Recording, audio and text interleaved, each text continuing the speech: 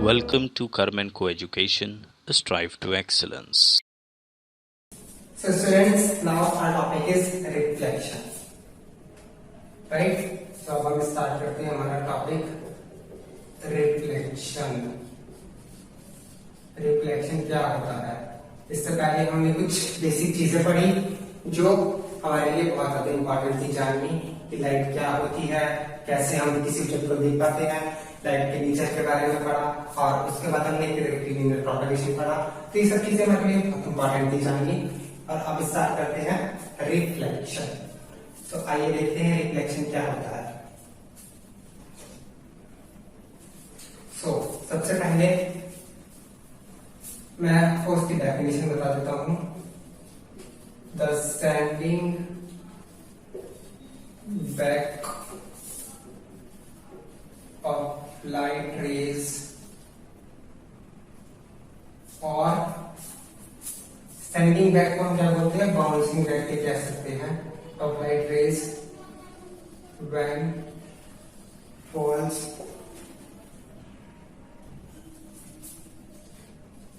on the surface of an object. So, sending back of light rays when falls on the surface of an object. Light का जब भी किसी object के surface पर पड़ती है उसके बाद वो रिफ्लेक्ट हो जाती है।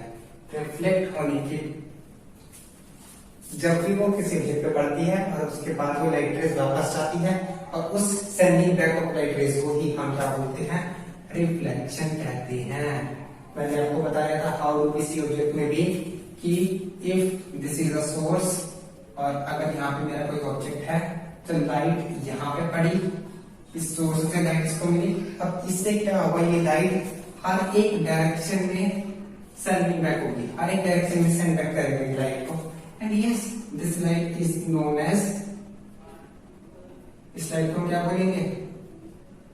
Reflected light. यही हमारी रिफ्लेक्टेड रेज है, राइट? इसी लाइट को हम रिफ्लेक्टेड लाइट बोलते हैं। The light gets reflected in all the direction।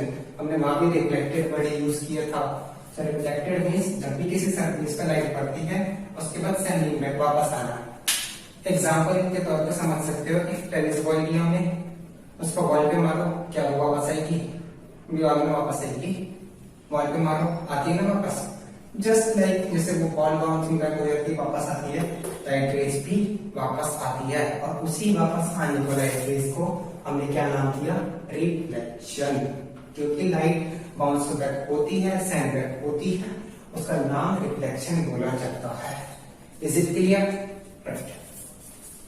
तो अगर हमें इतनी बात क्लियर है तब हम आगे की चीज पढ़ते हैं कि अब रिफ्लेक्शन कहां पर पॉसिबल होता है। तो बेसिकली जो रिफ्लेक्शन होता है हम बात करेंगे कि रिफ्लेक्शन इन प्लेन मिरर्स की, क्योंकि रिफ्लेक्शन दो जगह होता है। कुछ ऑब्जेक्ट्स जो होते हैं हमारे, वो कैसे होते हैं? अनपॉलिश्ड रफ सरफेस होते हैं, और कुछ ऑब्जेक्ट्स जो होते हैं वो कैसे होते हैं? पॉलिश्ड स्मूथ सरफेस होते हैं, right? Shiny we can also say, whatever, same words हो गए कुछ। सो पॉलिश्ड और रफ सरफेस होगा तो रिफ्लेक्शन कैसा होगा? बहुत कम, लिटिल और वेरी लिटिल रिफ्लेक्शन। बहुत रिफ्लेक्शन कम होता है व्हेन, जब लाइट किसी अनपॉलिश्ड या रफ ऑब्जेक्ट पर पड़ती है। But on the other hand अगर लाइट किसी पॉलिश्ड या स्मूथ सरफेस पे पड़ती है तब उसमें रिफ्लेक्शन बहुत ज्यादा हाई होता है। हाई रिफ्लेक्शन टेक्स प्लेस, ठीक है?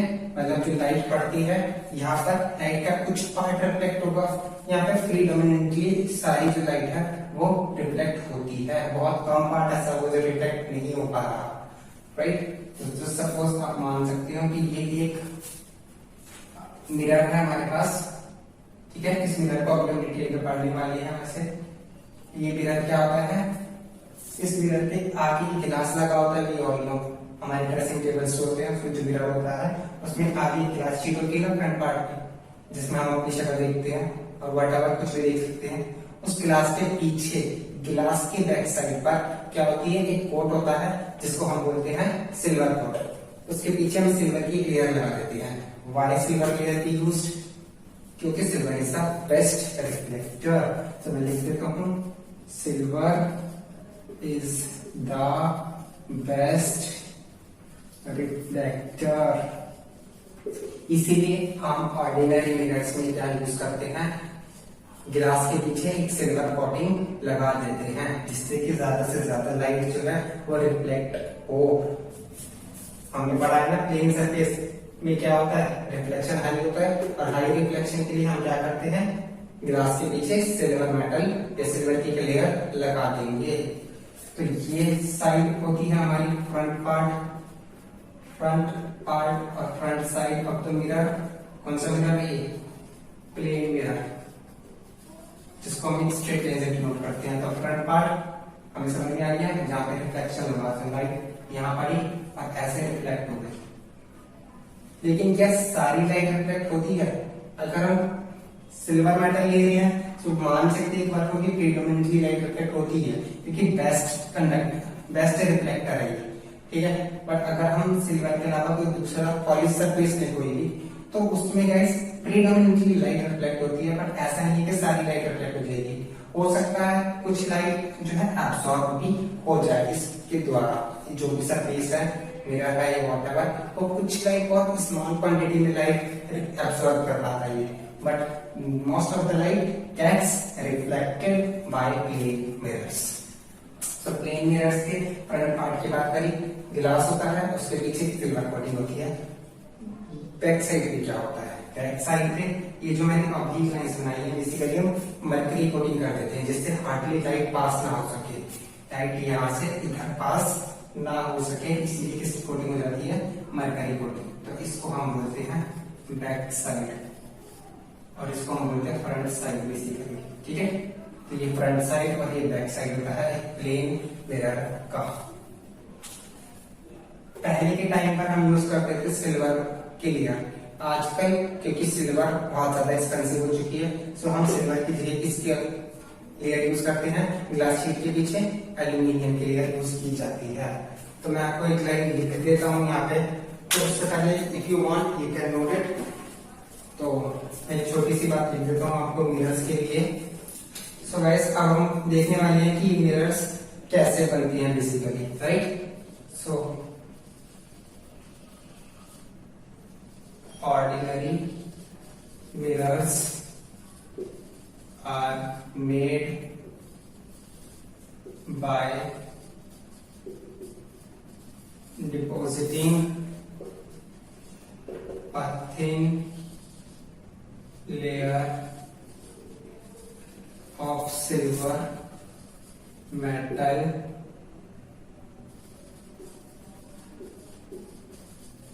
on the back side of glass sheet.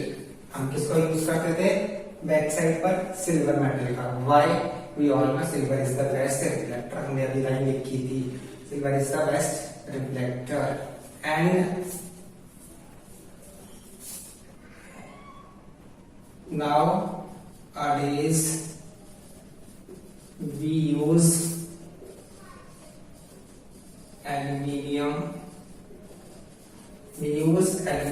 metal or layer of aluminium metal on the back side of glass sheet। जो हमारे प्लेन मिरर्स होते हैं उनके ग्लास की बैक साइड पे आजकल हम किसका यूज करते हैं, एल्यूमिनियम मेटल का। क्यों? क्योंकि सिल्वर मेटल बहुत ज्यादा एक्सपेंसिव होती है हमारे लिए, सो हम एल्यूमिनियम का यूज करते हैं। एल्यूमिनियम भी अच्छी खासी अमाउंट में लाइट को रिफ्लेक्ट कर पाता है।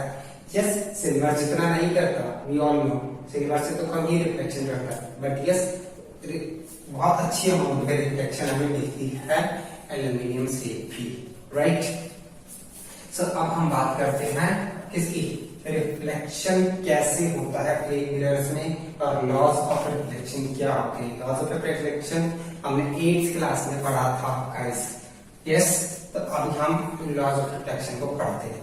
सो बिफोर दैट आप प्लीज इसको नोट करें जल्दी से। सो स्टूडेंट्स आइए समझते हैं reflection in a plane mirror. किसी प्लेन मिरर का रिफ्लेक्शन कैसे होता है। प्लेन मिरर क्या होता है हम समझ चुके हैं। आइए रिफ्लेक्शन समझते हैं और रिफ्लेक्शन से फिर कौन कौन सी टर्म्स हमारी कनेक्टेड है उन टर्म्स के बारे में जानते हैं। So we all know we represent a plane mirror simply bye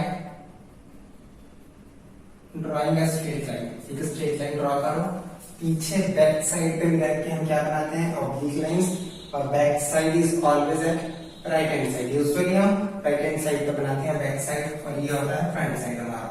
यहाँ पे ग्लास शीट होती है और उसके पीछे एल्यूमिनियम की लेयर होती है या सिल्वर की, कोई भी लगा सकते हैं हम। तो ये है हमारा फ्रंट साइड, ये होता है हमारा बैक साइड, और ये है हमारा एक प्लेन मिरर, राइट। इसको नाम दे दो कुछ भी, ओ के अलावा दे देते हैं ए डैश, ठीक है। कुछ भी नाम दे सकते हो आप स्टूडेंट्स, यहाँ पे ए की जगह B C D whatever you want. ओ क्यों नहीं दिया वो अभी मैं बताऊंगा कि ओ मैंने क्यों नहीं लिखा था, क्या लिखा था, इरेज क्यों किया, पढ़ते हैं डोंट वरी। सो सबसे पहले क्या होता है, हमें पता है किसी भी ऑब्जेक्ट पर सबसे पहले लाइट किसी सोर्स से पड़ती है उस ऑब्जेक्ट पे, राइट। सो लेट्स से कि कोई भी एक सोर्स का, या हम बना दे सोर्स भी, चलो आपकी एफिशिएंसी के लिए बना देते हैं। लेट्स से एक सोर्स था और इस सोर्स से लाइट इस मिरर पे पड़ी, इस सोर्स से लाइट किस पे पड़ी, मिरर पर पड़ी। तो इस रे को हम क्या बोलते हैं, the ray of light which falls on the mirror from a source. इस रे को हम बोलते हैं इंसिडेंट रे। क्या बोलते हैं, इंसिडेंट रे। किसी भी सोर्स से कोई भी रे जब मिरर पे पड़ती है तो इंसिडेंट रे को अगर हम डिफाइन करना चाहें तो कैसे लिख सकते हैं। यहाँ पर मैं डेफिनेशन से लिख रहा हूँ, डायग्राम के लिए इतना स्पेस बहुत है हमारे लिए, ठीक है। तो यहाँ पर हम कुछ कुछ लिख देते हैं इंसिडेंट रे के बारे में कि आप लोगों को थोड़ा सा आइडिया हो जाए। इंसिडेंट रे, द रे which falls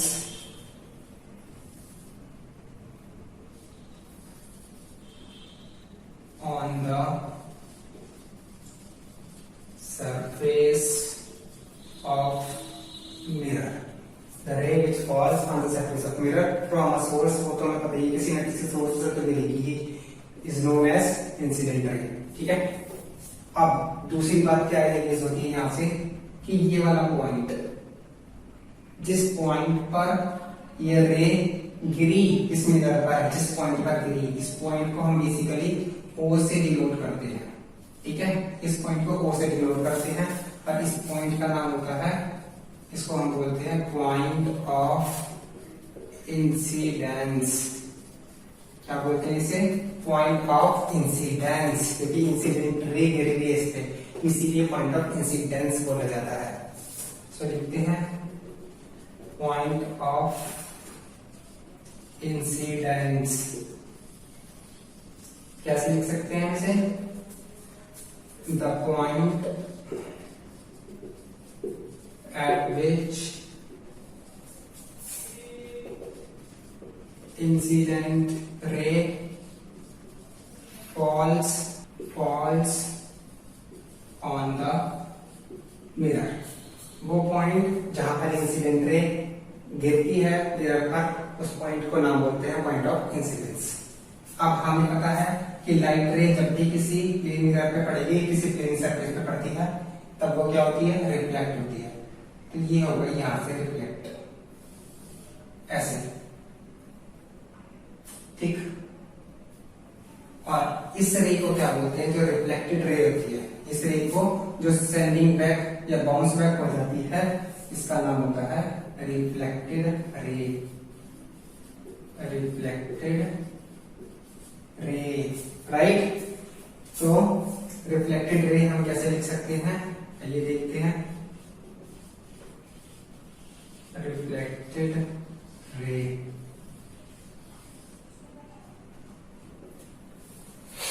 so the light ray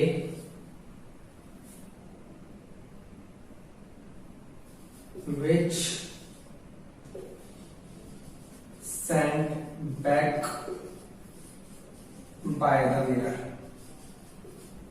वो लाइट रे जो मिरर के द्वारा सेंड बैक हो जाती है उसको हम बोलते हैं रिफ्लेक्टेड रे, राइट। अब यहाँ तक हमने तीन चीजें पढ़ ली, incident ray, point of incidence और रिफ्लेक्टेड रे। एक टर्म और बताता हूं मैं अभी, और उसके बाद हम लॉज पढ़ेंगे फिर इसके। नॉर्मल रे क्या होती है? नॉर्मल रे क्या होती है बच्चों, मैं आपको बताता हूं कि इस पॉइंट ऑफ इंसिडेंस से जब हम रे ड्रॉ करते हैं,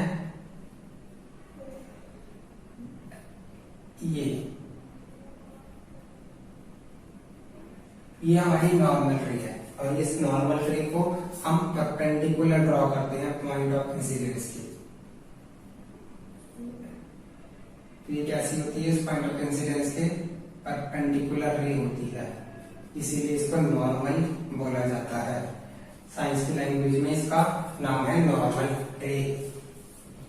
तो नॉर्मल रे को हम कैसे लिख सकते हैं? The ray which is at right angle to the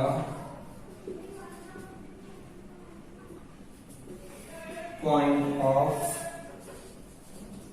incidence, the ray which is at right angle to the point of incidence, point of incidence से राइट एंगल पे मैंने एक कोई भी रे ड्रॉ करता हूं, वो हमारी नॉर्मल रे होती है।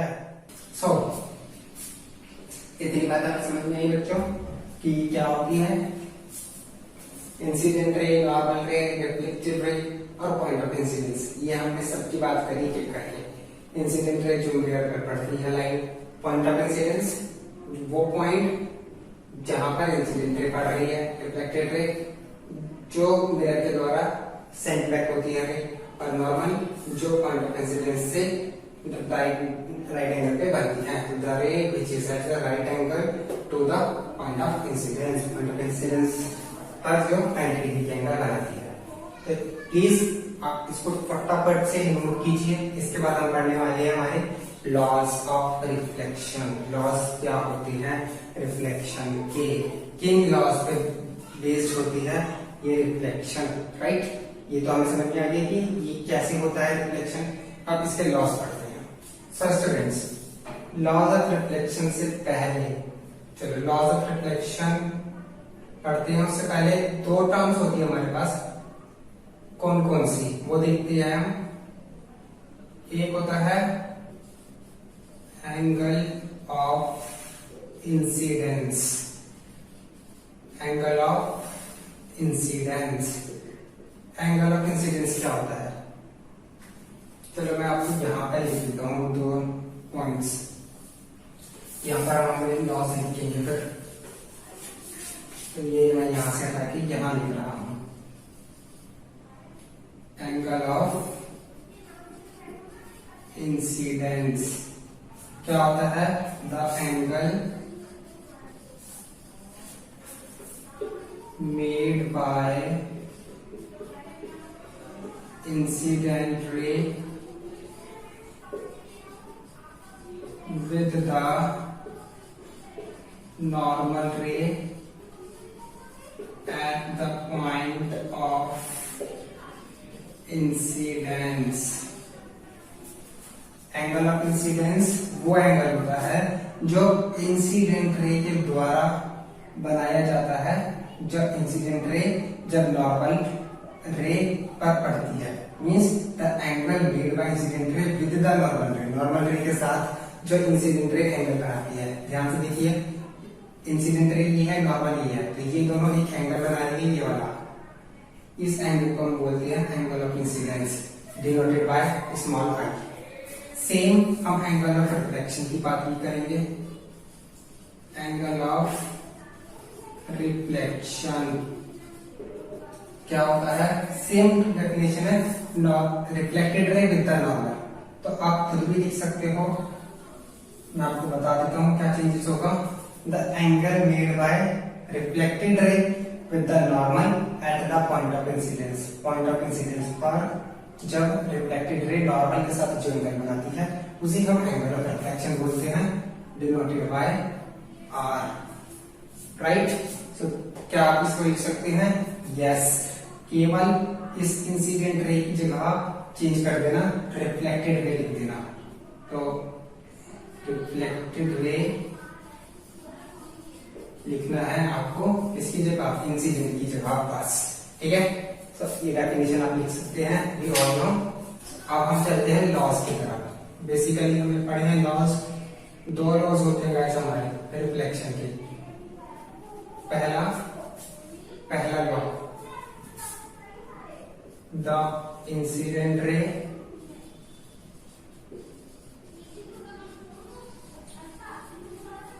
the normal ray and the reflected ray. The incident ray, the normal ray and the reflected ray at the point of incidence all lie in the same plane at the point of incidence के साथ incident ray, normal ray, reflected रे at the point of incidence all lie in the same plane। एक ही plane mirror पर, जो plane है ये, इसी पर ये क्या है, तीनों सारे रेज जो है वो लाई करती है। राइट, यहाँ में दिख रहा है, यहाँ से ये पॉइंट ऑफ इंसिडेंस है, इंसिडेंट रे भी इसी सरफेस पर है, नॉर्मल भी इसी सरफेस पर है और रिफ्लेक्टेड रे भी इसी सरफेस पर है। दूसरा लॉ क्या होता है हमारा? Angle of incidence is always equal to the angle of reflection. Angle of incidence is always equal to the angle of reflection, means angle I is equals to angle R, हमेशा होता है। तो ये हमारे दो लॉज हैं जो हमने बचपन में, मतलब 7th और 8th में हमने पढ़े हैं ये दोनों लॉज, एंड अभी भी हमने एक बार हमने रिवाइज किए। सो अब कहने को तो वैसे ही लॉज है, but if we want we can prove these laws also। हम इन लॉज को प्रूव कर सकते हैं just by accepting one thing, जो मैंने आपको बताया था फॉर्मेट प्रिंसिपल। अगर हम उस चीज को मान लेते हैं तो केवल उसी एक स्टेटमेंट से हम हर एक चीज को प्रूव कर सकते हैं। तो हम चाहें तो angle i equals to angle r को हम प्रूव कर सकते हैं बहुत सिंपल तरीके से, बहुत ही सिंपल तरीके से हम प्रूव करेंगे just by Fermat's principle. But guys वो प्रूफ में अभी आपको नहीं बता रहा क्योंकि उसमें कुछ सिमिलर ट्रायंगल्स और कॉन्ग्रुएंट ट्रायंगल्स दोनों का यूज होता है, and I think we don't know much about similar triangles right now. So yes, हम कभी किसी फर्दर वीडियो में डिस्कस करेंगे कि हम एंगल ऑफ इंसिडेंस और एंगल ऑफ रिफ्लेक्शन को कैसे इक्वल कर सकते हैं। राइट, प्रूफ अभी हम ज्यादा नहीं जाएंगे प्रूफ्स पर, सो हम केवल अभी हम लिख देते हैं कि हाँ ये हमारे दो लॉज हैं and we have to learn this. ठीक है, incident ray, normal ray, reflected ray all lie in the same plane, और angle of incidence equals to angle of reflection. ये एंगल हमेशा इक्वल होते हैं। दैट मींस अगर angle I की value 30 degree है तो एंगल आर भी कितना होगा? 30 डिग्री ही होगा। एंगल आई अगर 45 डिग्री है तो एंगल आर भी कितना होगा? 45 डिग्री होगा। ठीक है, एक लास्ट बात, अगर मैं कहूं कि इंसिडेंट रे जो मैंने ड्रॉ करी है, चलो मैं आपको बताता हूँ वो बात। बिफोर दैट आप प्लीज इसको फटाफट से नोट करो, फिर मैं आपको एक चीज और बताता हूँ इसी में। सो स्टूडेंट्स, एक चीज मैं आपको और बताता हूँ साथ साथ इसमें। अभी हमने बात करी कि angle of incidence angle of reflection के इक्वल होता है, हमेशा होता है, परफेक्ट है। एक और पॉइंट आता है इसमें मेरा, वो क्या कि अगर लेट्स सपोज ये मेरा एक मिरर है, ठीक है। अब इंसिडेंट रे नॉर्मल के साथ 30 डिग्री का एंगल बनाए, मींस 30 का एंगल बनाती है तो 30 डिग्री पे ही रिफ्लेक्ट होगी। 45 का एंगल बनाएगी, 45 पे रिफ्लेक्ट होगी। अब मैं कह रहा हूं कि ये मेरी इंसिडेंट रे है जो नॉर्मल है, प्लेन मिरर की नॉर्मल है। ये कौन सी रे है? मेरी इंसिडेंट रे है। और ये इंसिडेंट रे है, यही नॉर्मल भी है एक्चुअली, क्योंकि मैंने बोला इंसिडेंट रे मेरी परपेंडिकुलर है इस पॉइंट ऑफ इस प्लेन मिरर के। ठीक है, तो नॉर्मल भी मेरी यही हुई as well. You all know normal is also perpendicular line, perpendicular ray. इतनी बात में कोई दिक्कत है? नहीं। तो यहां पर मेरी रिफ्लेक्टेड रे क्या होगी? यहां पर मेरी रिफ्लेक्टेड रे क्या होगी और एंगल क्या होंगे? क्या आप लोग मुझे बता सकते हैं? क्या आप लोग मुझे बता सकते हैं कि इस केस में एंगल आई और एंगल आर क्या है?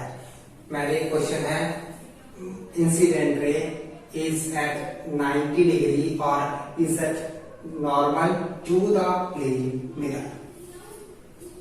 अगर आप ध्यान से इस डेफिनेशन को देखते हैं और पढ़ते हैं, इस क्वेश्चन का आंसर हम चुटकियों में दे सकते हैं।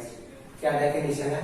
Angle made by incident ray with the normal रे। अगर हमने 9th क्लास में लाइन्स एंड एंगल्स पढ़ा था, वहां पे हमने पढ़ा था कि एक एंगल बनता कैसे है, एंगल बनते कैसे हैं। व्हेन टू रेज डाइवर्ज, जब दो रेज अलग अलग डायरेक्शन में डाइवर्ज होती हैं तब एक एंगल बनता है। ये बात हमें पता है। तो अगर ये दो रेज, एक रे ये है, दूसरी रेज यहां से निकल रही है और ये पूरा 360 तक का एंगल बनाती है। अगर ये ऐसे है तो ये कितने का एंगल बना रही है? लेट्स सपोज मान लीजिए 30 का यहाँ पर है, 50 का यहाँ है, 70 का यहाँ है। सॉरी, ये 70 नहीं होगा, ये ऑब्ट्यूज एंगल चला गया हमारा। लेट्स से 150, ये स्ट्रेट लाइन 180 फिर नीचे की तरफ आ गया। इसी तरीके से एंगल बनते हैं ना हमारे। अब ये मेरी इंसिडेंट रे है और यही मेरी कौन सी रे है? नॉर्मल है। तो एंगल कितना है मेरा इसके बीच में? जब दो लाइन कोइंसिडेंट होती है, एक के ऊपर एक होती है, उनके बीच में एंगल हमेशा 0 डिग्री होता है। और यही समझाना था बस मुझे, सिंपल सी बात कि जब दो लाइन्स कोइंसिडेंट होती है तब उनका एंगल कितना होगा? 0 डिग्री। 0 डिग्री होगा मतलब एंगल ऑफ रिफ्लेक्शन भी क्या होगा? 0 डिग्री। मतलब रिफ्लेक्टेड रे भी क्या होगी? यही होगी। ये इससे वापस रिफ्लेक्ट कर देगी लाइट को। बात समझ में आ गई? सेम डायरेक्शन में जैसे गई वैसे ही वापस चली जाएगी। So this is our laws of reflection. ये हमने बात करी लॉज ऑफ रिफ्लेक्शन की। अब गाइस हम बात करते हैं टाइप्स ऑफ रिफ्लेक्शन की। रिफ्लेक्शन दो टाइप्स के होते हैं बेसिकली। रिफ्लेक्शन कितने टाइप्स के होते हैं हमारे? 2 टाइप्स के। कौन कौन से? एक होता है रेगुलर रिफ्लेक्शन और एक होता है इररेगुलर रिफ्लेक्शन, जिसको डिफ्यूज्ड रिफ्लेक्शन भी बोल सकते हो, राइट। तो ये बेसिकली क्या है? छोटा सा टॉपिक है, इसीलिए मैंने यही पे आपको समझा रहा हूं इसे। रेगुलर रिफ्लेक्शन क्या होता है guys? Regular reflection, let's suppose हमने ये एक सरफेस लिया, it's well polished smooth shiny surface, well polished, बहुत अच्छे से हम इसको पॉलिश किया है, शाइनी सरफेस है, स्मूथ सरफेस है। लाइट यहां पड़ी, रिफ्लेक्ट हो गई, लाइट यहां पड़ी, रिफ्लेक्ट हो गई, लाइट यहां पड़ी, रिफ्लेक्ट हो गई। तो यहाँ पर जब लाइट रिफ्लेक्ट होती है, सो लाइट क्या करती है, light obeys the laws of reflection. यहाँ पर लाइट लॉज ऑफ रिफ्लेक्शन को हमेशा ओबे करती है। मतलब लॉज ऑफ रिफ्लेक्शन क्या है कि angle of incidence equals to angle of reflection. अगर मैं ड्रॉ कर दूं नॉर्मल, तो इन सभी केसेस में मुझे क्या मिलेगा, angle of incidence angle of reflection के इक्वल होगा। बट अगर वही मैं एक रफ सरफेस लूं, तो ये सरफेस कैसा था, well polished smooth shiny surface मैंने यहाँ पे यूज किया था, तो मुझे रेगुलर रिफ्लेक्शन मिला। On the other hand rough dull surface अगर हम यूज करते हैं, अनपॉलिश्ड सरफेस अगर मैं यूज करता हूं, तब रिफ्लेक्शन कैसा होगा, लाइट यहां पड़ी यहां चली गई, लाइट यहां पड़ी यहां चली गई, लाइट यहां पड़ी ऐसे चली गई।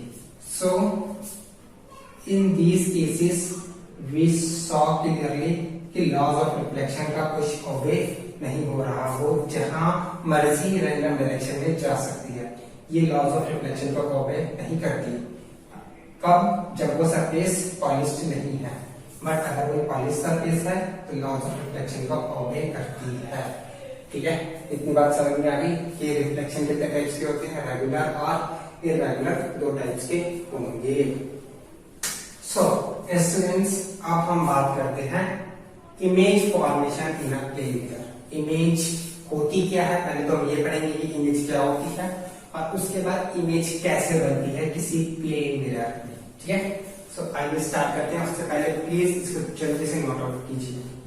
सो students, our topic is now images. हमें सबसे पहले इमेजेस के बारे में पढ़ना है कि इमेज क्या होती है, और उसके बाद इमेजेस कितने टाइप की होती है। ऑल दो ऑब्जेक्ट्स के बारे में हम पढ़ चुके हैं पहले ही कि ऑब्जेक्ट्स हमारे कितने टाइप की होते हैं, पढ़ा था हमने। ऑब्जेक्ट्स टू टाइप्स के होते हैं, ल्यूमिनस और non luminous objects, right. Luminous जो खुद की लाइट एमिट करते हैं, और जब वो लाइट हमारी आईज पे पड़ती है तो हम ल्यूमिनस ऑब्जेक्ट को देख पाते हैं। नॉन ल्यूमिनस ऑब्जेक्ट्स, जब लाइट किसी भी सोर्स से और नॉन ल्यूमिनस ऑब्जेक्ट्स पे पड़ती है तब वो रिफ्लेक्ट होती है, हमारी आईज पे पड़ती है, and then we can see the non luminous objects, right. तो बात करते हैं इमेजेस की कि इमेज क्या होती है, राइट, और कितने टाइप्स की होती है। तो सबसे पहले इमेज। इमेज क्या होती है, image is an optical appearance produced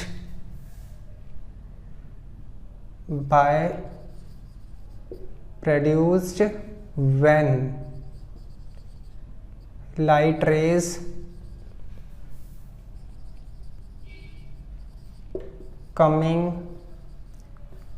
from an object, light rays coming from an object are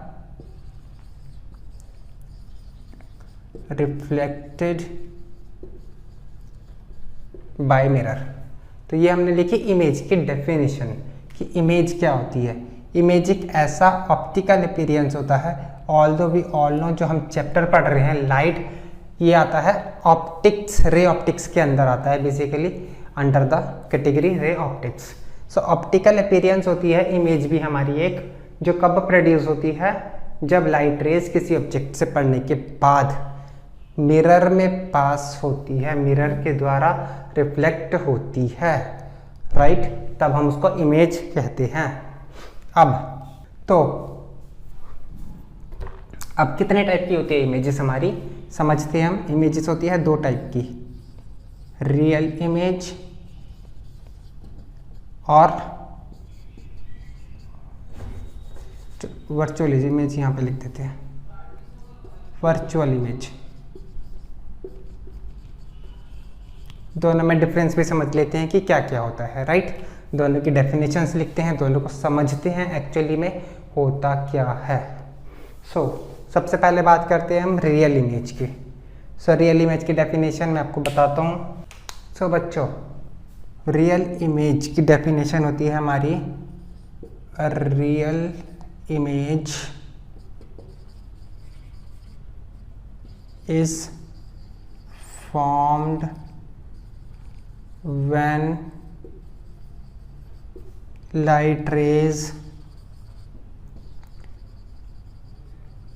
coming from an object actually meet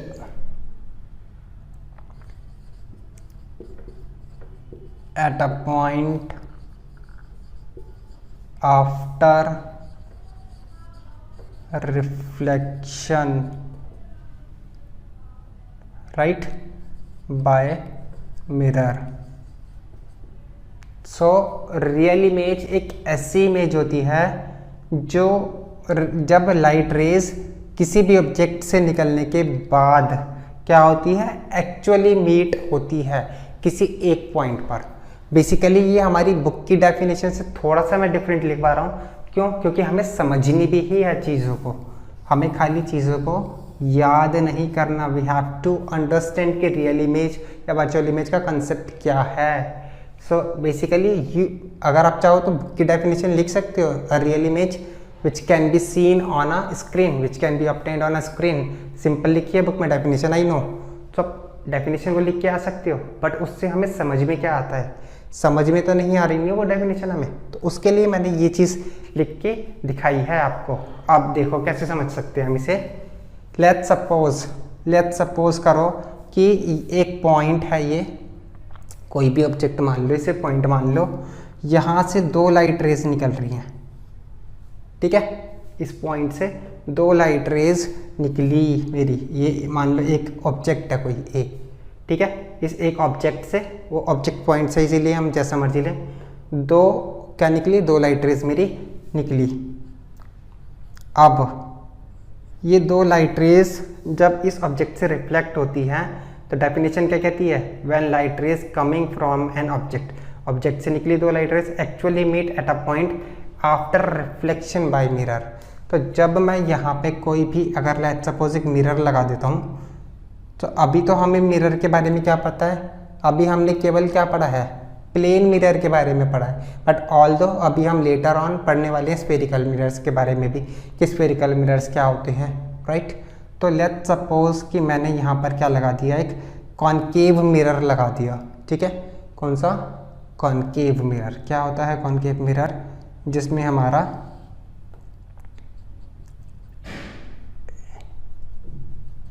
ये लेट्स सी कि चलो अभी आपको कॉनकेव मिरर भी नहीं पता, मान लेते हैं, तो आप इसको भी छोड़ दो, या तो मान सकते हो कि कॉनकेव मिरर लगाया है, वरना छोड़ दो।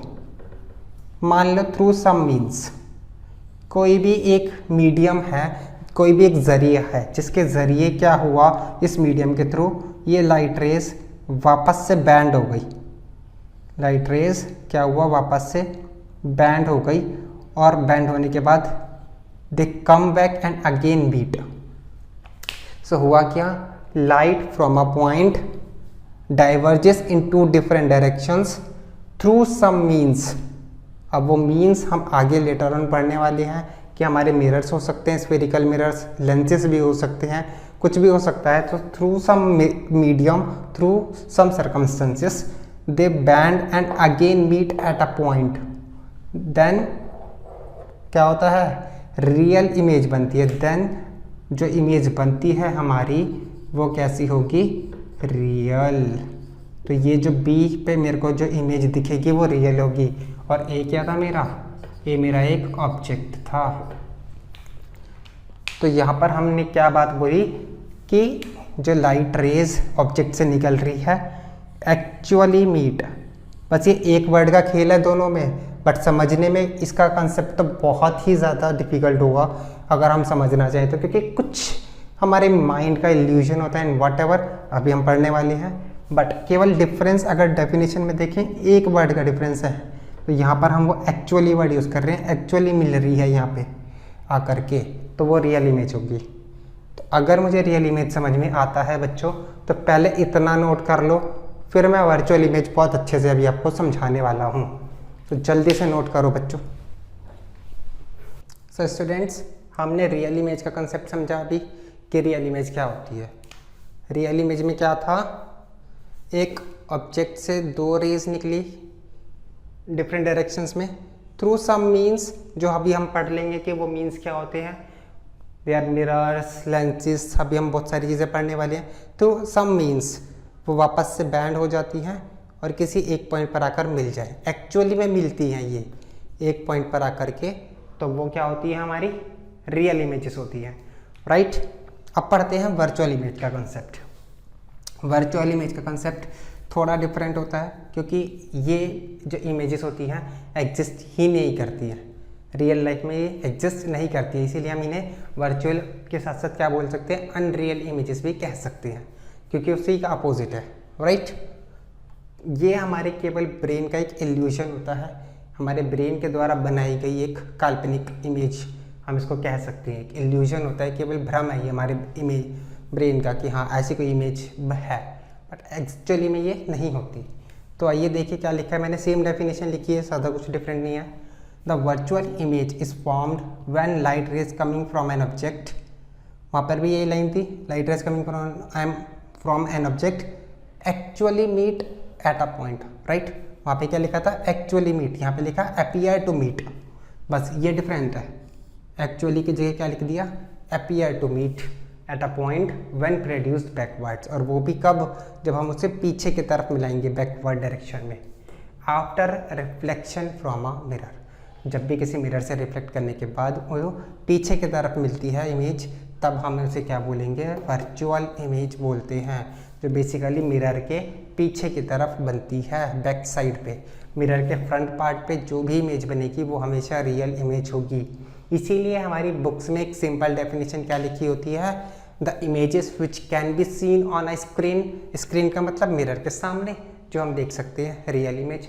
The image which can't be seen on the screen is virtual image, क्योंकि उन्हें हम सामने की तरफ देख ही नहीं सकते हैं, बनती ही नहीं है, वो बैक साइड पे मिलेगी। कैसे बनती है आइए वो हम समझते हैं। उससे पहले एक छोटी सी बात मैं आपको बता देता हूँ बस, कि लेट्स सी गाइस, ये एक ऑब्जेक्ट है कोई ए, इस ऑब्जेक्ट को मैं देख कैसे सकता हूँ, कैसे देख सकता हूँ मैं इस ऑब्जेक्ट को। ये तो मुझे पता है कि चलो ये फ्रॉम सम सोर्स लाइट इसके ऊपर पड़ रही है और वो रिफ्लेक्ट होती है मेरी आइज़ पर पड़ती है, राइट, वो सब तो चीज़ें मुझे पता है। बट एक ऑब्जेक्ट को देखने के लिए हमारी आइज़ पर दो रेज निकलती हैं एक साथ। कितनी रेज आती हैं, देयर आर टू रेज जो डाइवर्ज होती हैं एक ऑब्जेक्ट से और मेरी आंखों पे पड़ेगी, तब मैं कोई ऑब्जेक्ट देख सकता हूँ। दो रेज मिला करके एक एंगल भी बनाएगी।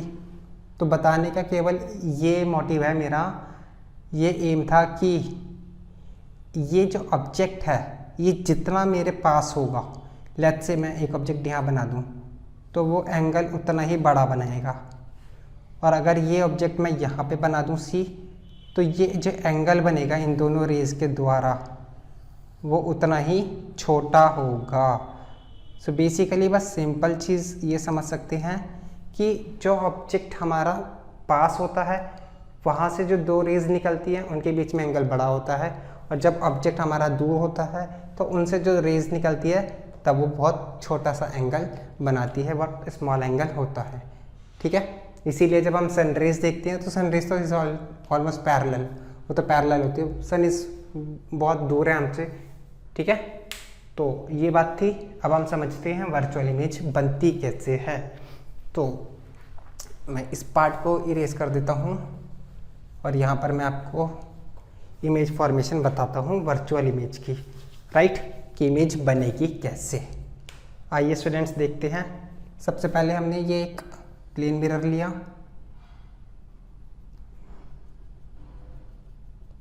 ये पीछे हमने मरकरी कोटिंग कर दी, ये हमारा फ्रंट साइड है, बैक साइड है, क्या नाम दें इसे, कुछ भी, एम डैश।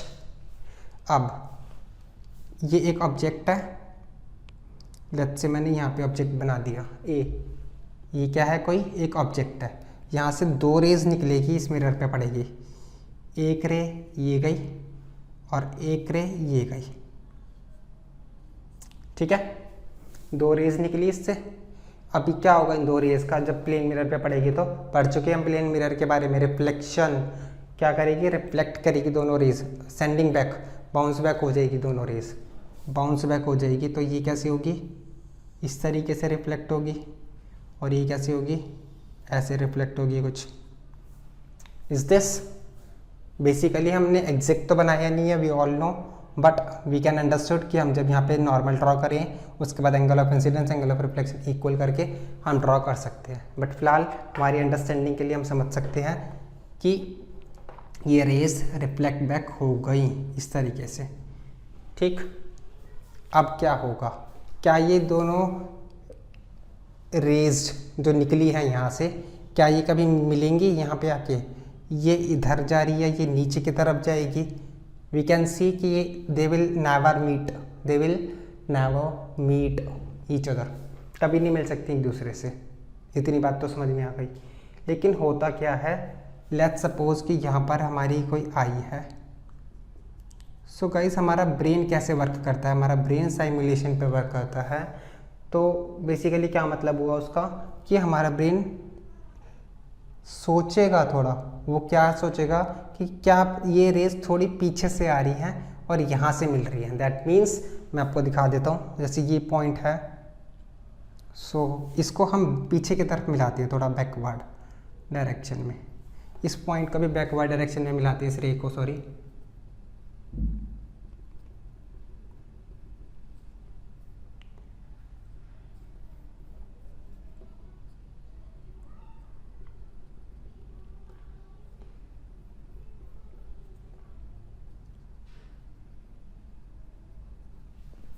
राइट, तो ये दोनों रेज जब मैंने पीछे की तरफ मिलाई तो ये पॉइंट मुझे दिखा बी, बट ये बैक साइड पे हमने मिलाई है, it's only appear to meet.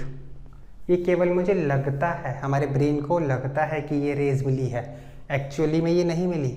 अगर इन्हें एक्चुअली में मिलना होता तो ये इधर मिलती, कहीं कहाँ मिलती, इस जगह कहीं आकर मिलती, बट ये इधर नहीं मिल रही ना कहीं भी एक्चुअली, इधर तो ये कहीं मिलेगी नहीं, एक दूसरे से और दूर जाती रहेंगी। कहाँ मिली ये, बैक साइड पर मिली।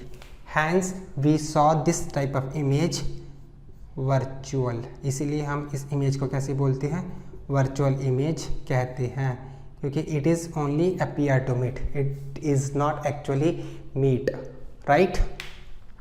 सो ये था हमारा वर्चुअल इमेज का कंसेप्ट। तो बेसिकली हम सिंपल हमारी बुक की डेफिनेशन से लिखें या हम ये डेफिनेशन से लिखें, एक ही बात है। ये डेफिनेशन लिखने का मेरा मोटिव केवल ये था कि हमें कुछ चीज़ कंसेप्ट समझ में आ जाए। अब हम पढ़ेंगे image formation in a plane mirror. ये भी इमेज फॉर्मेशन ही है प्लेन मिरर में, but only for a point sized object, जब ऑब्जेक्ट केवल पॉइंट साइज है। अब हम ऑब्जेक्ट की थोड़ी एक लेंथ ले लेते हैं, लेट्स से इतना बड़ा ऑब्जेक्ट है ये, व्हाटएवर, उसकी इमेज कैसे बनेगी और उसके कैरेक्टरिस्टिक्स कैसे होते हैं, आइए वो देखते हैं। बिफोर दैट सो स्टूडेंट्स, अब हम पढ़ेंगे image formation in a plane mirror of, और basically we can say image formation of extended object, basically जिस ऑब्जेक्ट की कुछ हाइट हो। इससे पहले हमने जो केस लिया था जैसे very very very small object, point sized object था, ठीक है। अब यहाँ पर हम एक ऑब्जेक्ट की हाइट लेते हैं और उसकी इमेज देखेंगे। सो लेट्स सपोज ये मैंने बना दिया एक प्लेन मिरर, कोई डाउट प्लेन मिरर में? Yes, we all know this is the plane mirror. कुछ भी नाम दो इसे, मैं यूजुअली एम डैश देता हूँ, मिरर का एम होता है इस वजह से केवल, बाकी आप कुछ भी लिख सकते हो। इसके अलावा this is, we know this is the front part, this is the back side, and yes it is a plane mirror. I think मैंने लास्ट डायग्राम में नहीं लिखा था, सो प्लीज़ उसको मेंशन कर लीजिएगा। ये चीज़ें हम पढ़ चुके हैं, क्योंकि अगर मैं कोई चीज़ बता देता हूँ एक बार, उसके बाद कुछ इन केस अगर मैं भी भूल जाता हूँ तो प्लीज़ उस चीज़ को माइंड मत कीजिएगा। अगर जब भी हम बनाते हैं plane mirror, we have to write कि हम किस चीज़ की बात कर रहे हैं। तो प्लेन मिरर आप लास्ट डायग्राम में प्लीज़ नोट डाउन कर लेना बच्चों। अब मैंने क्या किया, यहाँ पर एक ऑब्जेक्ट लिया, सॉरी, ये मैंने एक ऑब्जेक्ट ले लिया, राइट, ए बी। अब बच्चों यहाँ पर मैं आपको इसकी इमेज दिखा रहा हूँ कि कैसे बनेगी। चाहता तो मैं आपको एक सिंपल सा डायग्राम दिखा देता इसका बना बनाया ऐसा कोई डायग्राम कि ये ऑब्जेक्ट है, ये देखो बच्चों इमेज बन गई, ये ऐसी होती है। बट मैं नहीं चाहता कि आप फिर उस डायग्राम को याद रखो कि ये रेस कैसे गई, ये रेस कैसे गई। एक एक रेस में यहाँ पे आपको समझाऊंगा, बताऊंगा कि कौन सी रेस कहाँ से जा रही है, कहाँ से जा रही है, कैसे गई। उसके बाद क्योंकि आई डोंट थिंक सो कि अब मैं जैसे बनाऊंगा तो कुछ हद तक डायग्राम उतना क्लियर नहीं होता, सो फॉर दैट मैं आपको एक इसकी जो इमेज होती है, इसका ये एक पिक्चर है और वो आपको दिखा दूंगा साथ में बाद में, ठीक है, कि कैसे बनती है एक्चुअली में। सो बट फिलहाल try to imagine things and कोशिश करना इसको समझने की कि ये बना कैसे है। मेरा मोटिव वो है कि आप इसको समझो कि हाउ टू मेक। सो ये मैंने एक ऑब्जेक्ट लिया ऑफ सम हाइट। अब इस एक पॉइंट की इमेज बनाने के लिए, चलो इसको एरो से भी नहीं बनाता मैं, छोड़ो डॉट, ये एक पॉइंट है, ये एक पॉइंट है। इस एक पॉइंट की इमेज बनाने के लिए मुझे 2 रेज जानी पड़ेगी। यहाँ से इस पॉइंट से 2 रेज निकलेगी तो एक पॉइंट की इमेज दिखेगी मुझे ऊपर वाले टॉप मोस्ट पॉइंट की, फिर नीचे वाले के केस में भी यही होगा, राइट।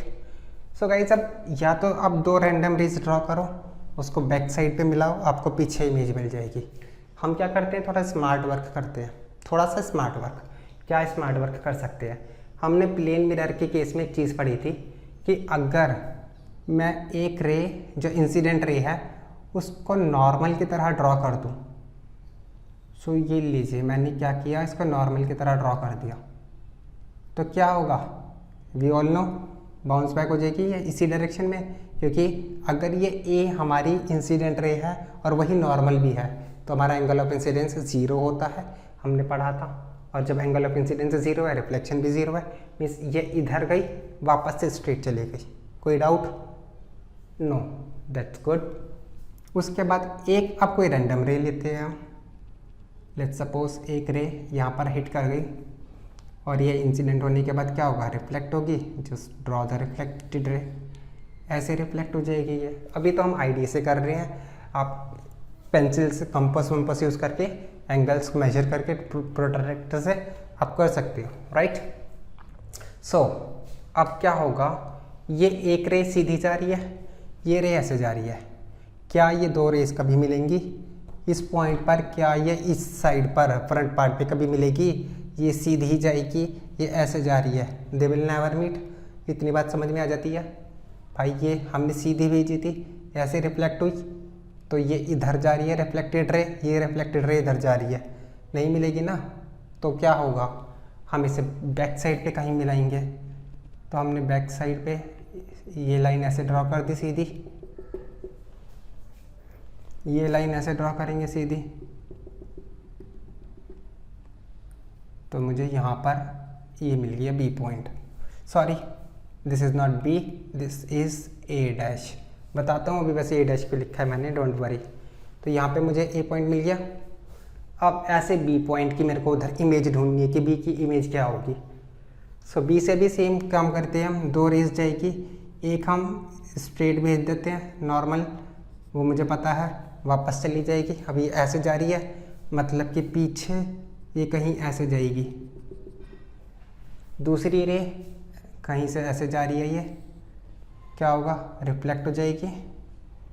तो ये ऐसे जा रही थी और ये रिफ्लेक्ट बैक हो गई, राइट। बात समझ में आई? ये ए के लिए थी रे, ये बी के लिए रे जा रही है। अब ये कहाँ मिलेगी, ये भी बैक साइड पे मिलेगी। देख लीजिए, बी से भी स्ट्रेट जा रही है, ये ऐसे जाएगी, कभी मिलेगी नहीं ये, तो इसको हमें पीछे ही मिलाना पड़ेगा, ऑब्वियस है। इतनी बात हमें समझ में आ जाती है। अब जहाँ पर जिस पॉइंट पर ये दोनों इमेजेस मिली है, ये हमारा होगा बी पॉइंट, सीधी सी बात, बी डैश सॉरी।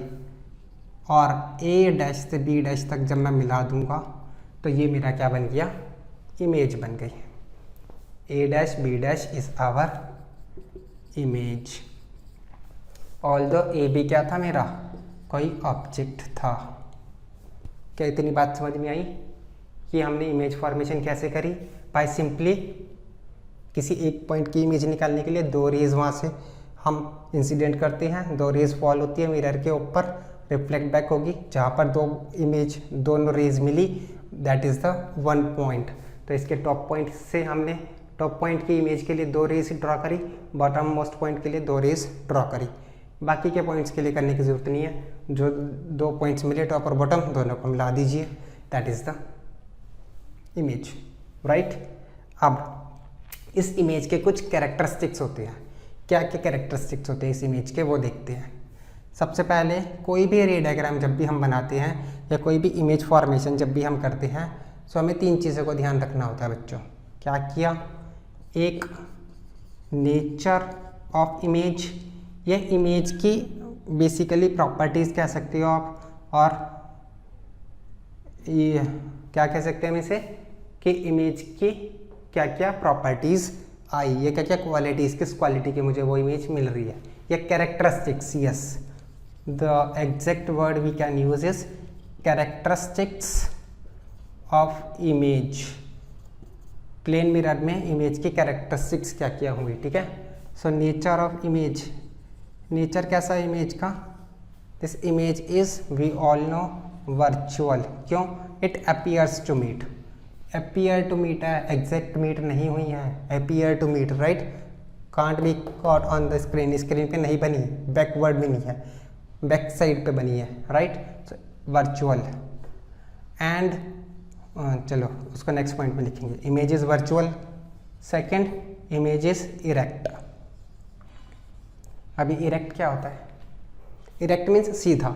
अगर जब भी हम प्लेन मिरर में, हमारे घर में जो ड्रेसिंग टेबल्स होते हैं basically they are plane mirrors, जब भी हम देखते हैं उसमें तो हमें सीधी दिखती है इमेज। जैसा मैं सीधा हूँ सीधा ही दिखूंगा ना मैं, दिस इज सो सिंपल कि मैं उल्टा नहीं दिखूंगा, मेरा सर नीचे पैर ऊपर नहीं दिखता है, ऐसा वी ऑल नो। तो वर्चुअल और इरेक्ट। इरेक्ट मीन्स सीधा, सीधी इमेज दिखेगी मुझे, सीधी सी बात है, ठीक है। और वर्चुअल मीन्स हमें पता है काल्पनिक।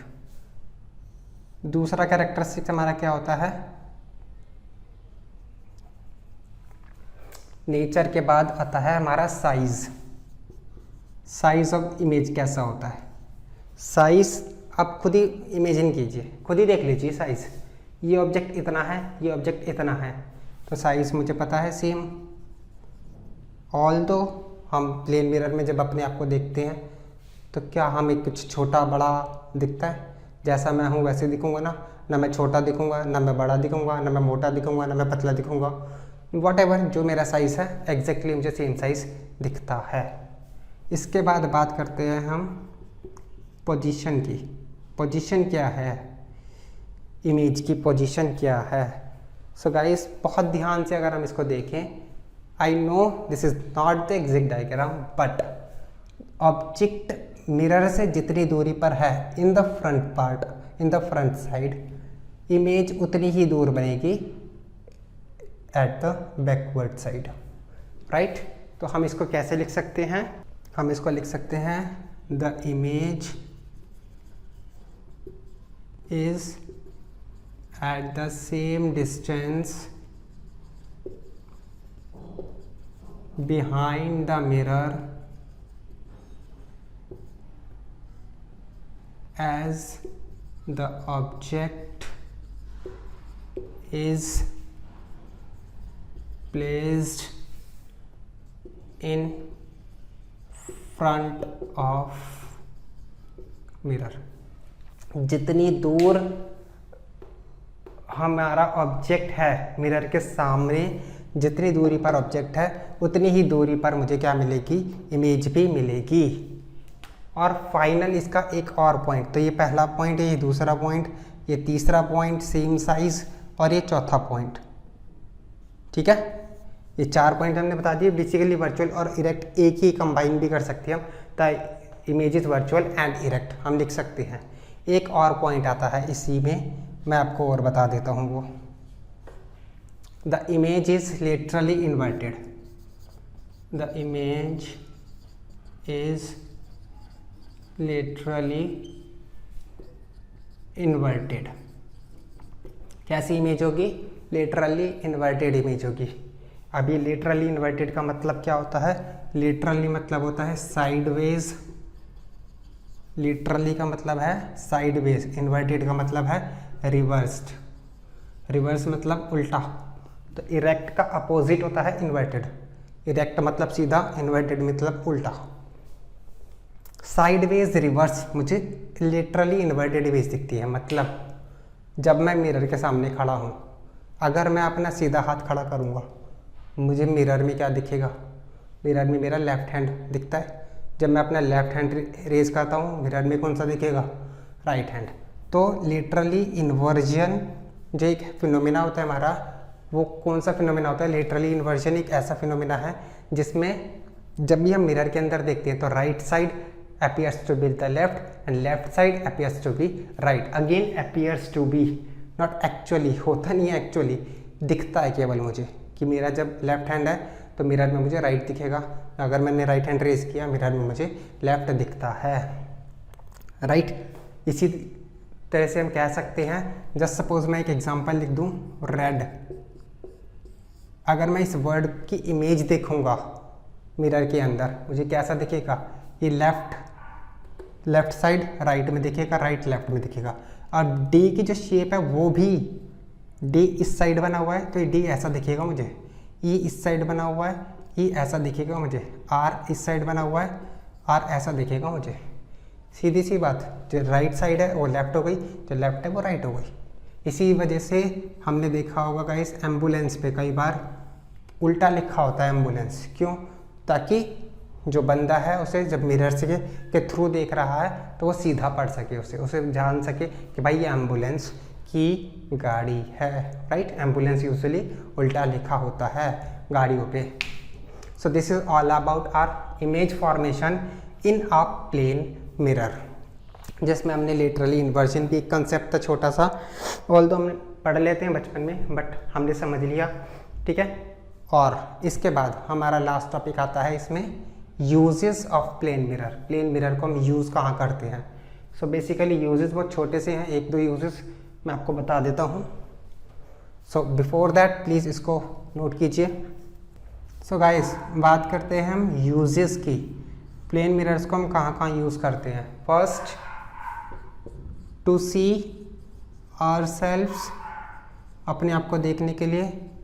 सो बेसिकली इन ड्रेसिंग टेबल्स में जो मिरर होते हैं वो हमारे प्लेन मिरर होते हैं। इसके अलावा बाथरूम्स में जो मिरर होते हैं वो कैसे होते हैं, प्लेन मिरर होते हैं। इसके अलावा हमने बहुत सारी शॉप्स में देखे हैं।